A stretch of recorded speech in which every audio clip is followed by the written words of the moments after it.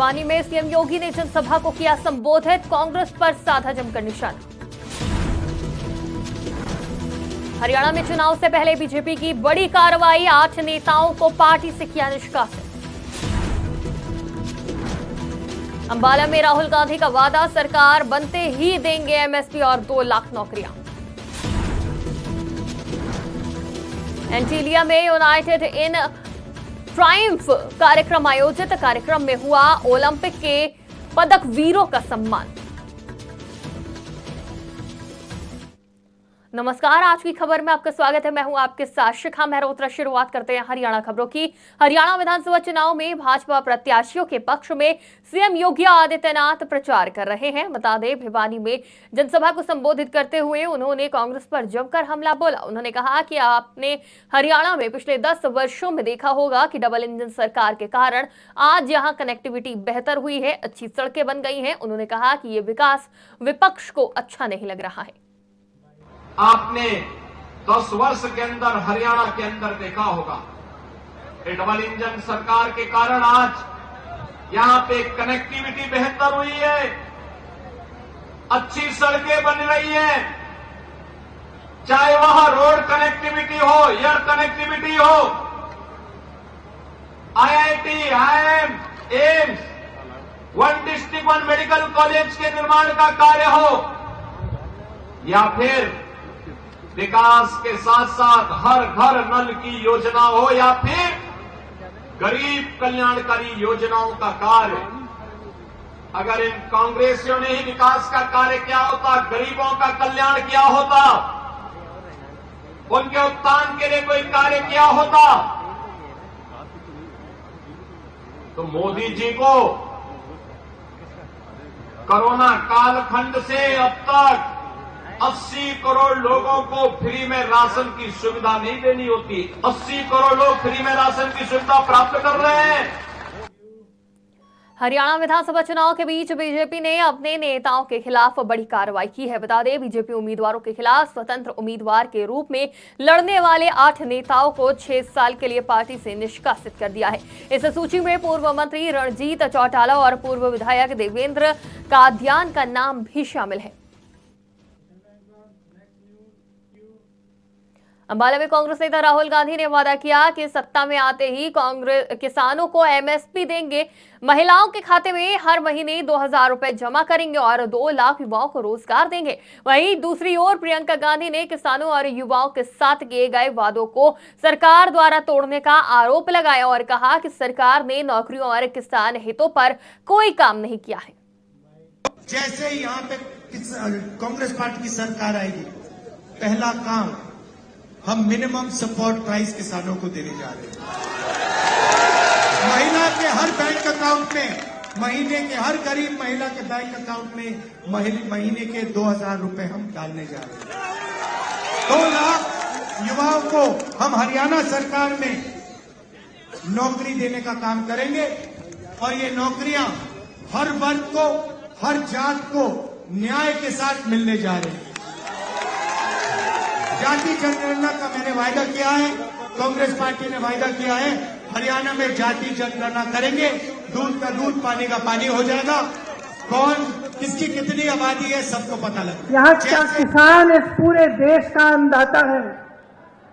आपने आंदोलन किया, 3 काले कानून लाए, आपने आंदोलन किया, आप खड़े रहे, डटे रहे। आपको क्या मिला? गैस मिली, लाठियां मिली, सुनवाई नहीं मिली। आपको कहा गया था कि एमएसपी मिलेगी। आज भी जो एमएसपी है 24 आपके जो उपज है उन पे दे रहे हैं, इनमें से तो 10 आप उगाते ही नहीं है। यहाँ आपके साथ विश्वासघात हुआ हर स्तर पर। नौजवानों के साथ देखिए, यहाँ पे इतनी बेरोजगारी है कि मुझे बताने की जरूरत नहीं है। आप हाथ उठा के बताइए कितनों को रोजगार मिला है सरकार से। एक हाथ नहीं उठेगा, सब मना कर रहे हैं। कैथल में हरियाणा के सीएम नायब सिंह सैनी ने दावा किया कि बीजेपी को समर्थन बढ़ रहा है और कांग्रेस पर 2 बार घोषणा पत्र जारी करने का तंज कसा। उन्होंने भूपेंद्र हुड्डा पर किसानों की जमीन रॉबर्ट वाड्रा को देने का आरोप लगाया और कहा कि बीजेपी ने राज्य में विकास के लिए कई काम किए हैं।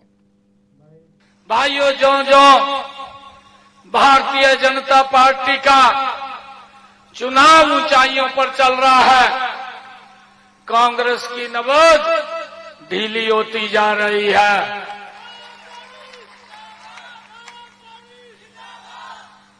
और भाइयों, 5 तारीख के बाद जब 8 तारीख आएगी, ये कांग्रेस पार्टी चंडीगढ़ के पीजीआई के आईसीयू में दाखिल मिलेगी। ये यहां नहीं दिखाई देगी। भाइयों, आज यहां हरियाणा के अंदर मैंने तो पहली बार देखा देश के अंदर कि कोई राजनीतिक दल भाइयों 2-2 बार अपना मैनिफेस्टो निकालता हो। मैंने पहली बार देखा। मुंबई में नीता अंबानी ने अपने आवास एंटीलिया में आयोजित कार्यक्रम यूनाइटेड इन ट्रायम्फ में भारत के ओलंपियन और पैरालंपियन को सम्मानित किया। इस दौरान नीता ने ओलंपिक में 2 कांस्य जीतने वाली मनु भाकर, भाला फेंक में रजत पदक विजेता नीरज चोपड़ा और पैरालंपिक स्वर्ण विजेता नवदीप सिंह और कांस्य पदक विजेता मोना अग्रवाल को सम्मानित किया। सोहना में भारतीय जनता पार्टी द्वारा एक कार्यकर्ता सम्मेलन किया गया, जिसमें मुख्य अतिथि उत्तराखंड के मुख्यमंत्री पुष्कर सिंह धामी पहुंचे। बता दें कि पुष्कर सिंह धामी का यहां पहुंचने पर बीजेपी के कार्यकर्ताओं ने जोरदार स्वागत किया। इस सम्मेलन में सीएम पुष्कर सिंह धामी ने सोहना से भाजपा उम्मीदवार तेजपाल तंवर के समर्थन में जनता से वोट करने की अपील की। मोदी जी की पूरी लहर है। मोदी जी ने इतने काम 10 सालों में किए और डबल इंजन की सरकार ने मोदी जी के मार्गदर्शन में जो यहाँ काम किया है, हरियाणा की जनता उसका आकलन कर रही है, उसकी तुलना भी कर रही है कि 2014 से पहले यहाँ कैसा शासन होता था, कैसा भ्रष्टाचार होता था, भाई भतीजावाद होता था, परिवारवाद होता था, किस प्रकार से पर्ची खर्चे का सिस्टम चलता था, किस प्रकार से जमीनों की लूट होती थी, किस प्रकार से घोटाले होते थे। जनता उस शासन को फिर से दोबारा नहीं लाना चाहती है।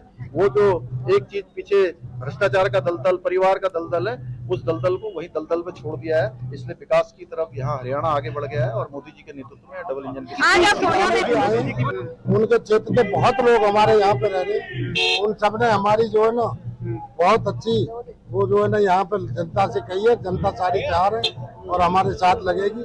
पूरे क्षेत्र में इस बार भारतीय जनता पार्टी का पूरा जोश लोगों में है और वो भाजपा को वोट करेगी। अच्छी जीत होगी, बहुत बड़ी जीत होने की हमें उम्मीद है। 100% सभी वर्ग लगेंगे और कैंडिडेटों के तो 1-2 दिन में झंडे उखड़ जाएंगे, टेंट भी उखड़ जाएंगे।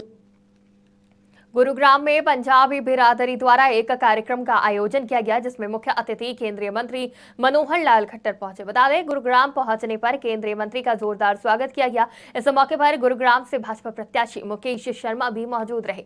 बीजेपी प्रत्याशी मुकेश शर्मा के समर्थन में केंद्रीय मंत्री मनोहर लाल खट्टर ने जनता से भाजपा के पक्ष में वोट डालने की अपील की। देश में एक ऐसी एक तरफा लहर है कि भारतीय जनता पार्टी की तीसरी बार सरकार बनने का रिकॉर्ड कायम हो रहा है और कांग्रेस के जो थोथे वायदे हैं, जैसे कहा ना कि थोथा जना बाजे घना, इस प्रकार की बहुत ऊंची ऊंची आवाज करते हैं, लेकिन किसी प्रकार की सफलता उनको मिलने वाली नहीं है। हरियाणा की जनता ने उनके 10 साल का 2004 से 14 शासन देखा, हमारा 14 से 24 का 10 साल का शासन देखा है। जो जनता को सुकून मिला है, जनता के हर वर्ग को, और किसी प्रकार की भ्रष्टाचार का विषय नहीं आता, पारदर्शिता पूरी है, हर किसी को घर बैठे उसकी सुविधाएं मिलती हैं। ऐसे सुखी जीवन का आभास हरियाणा की जनता कर रही है। हर व्यवसाय को किसी प्रकार की कठिनाई ना आए, चाहे वो किसान हो, चाहे वो दुकानदार हो, चाहे वो कारीगर हो, चाहे मजदूर हो, चाहे नौकरी करने वाले लोग हों, रिटायर्ड हों, आर्मी के लोग हों, अग्निवीर के लोग हों, सब के लिए हरियाणा ने हितकर योजनाएं बनाई। जनता जींद चुनाव से 4 दिन पहले जजपा सपा का उम्मीदवार कांग्रेस में शामिल हो गया है। बता दें, चंद्रशेखर रावण ने कांग्रेस पर छल कपट का आरोप लगाते हुए कहा कि उनके नेता को लालच और धमकी देकर कांग्रेस में शामिल कराया गया है। अब जजपा ने निर्दलीय उम्मीदवार को अपना साझा उम्मीदवार घोषित किया है। जनता से खुद से आवाज आ रही है कि अलायंस जो है आज भी और भविष्य में भी एक बड़ी ताकत जो है हरियाणा चुनाव में बनेगा। ये एक अच्छा मजबूत स्वर्गीय ताऊ देवीलाल जी और माननीय काशीराम साहब के सपनों का जो है ये अलायंस है, ये मजबूत अलायंस है हरियाणा के लिए।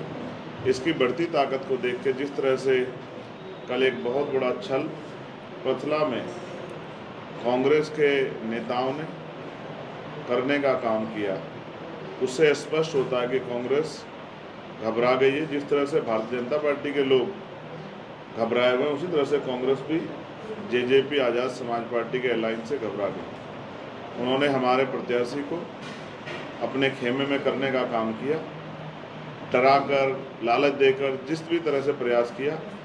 मैं ये समझता हूँ कि जनता ज़्यादा समझदार है। इस जोड़ तोड़ का आरोप पहले कांग्रेस के लोग दूसरे लोगों पर लगाते थे, लेकिन आज उन्होंने जो कल किया है उससे स्पष्ट हुआ है कि वो भी लोकतंत्र में बहुत भरोसा नहीं रखते, जोड़ तोड़ में भरोसा रखते। हरियाणा की खबरों में फिलहाल इतना ही। देश और दुनिया की तमाम खबरों के लिए देखते रहिए आज की खबर।